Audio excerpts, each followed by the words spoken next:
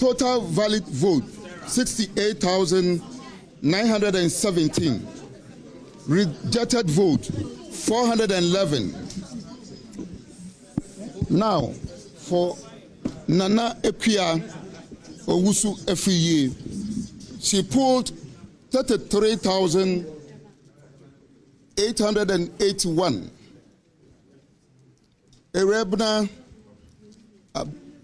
Aubynn pulled 34,090. So I, Joseph Ni Kwatelai Kwoti, the returning officer of Ablekuma North constituency, do declare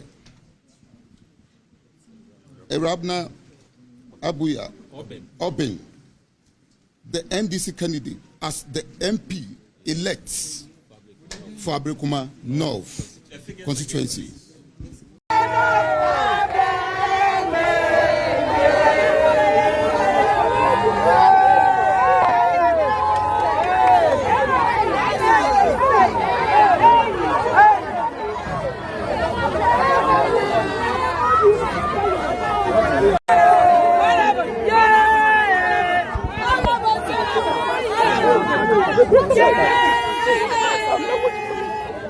Double.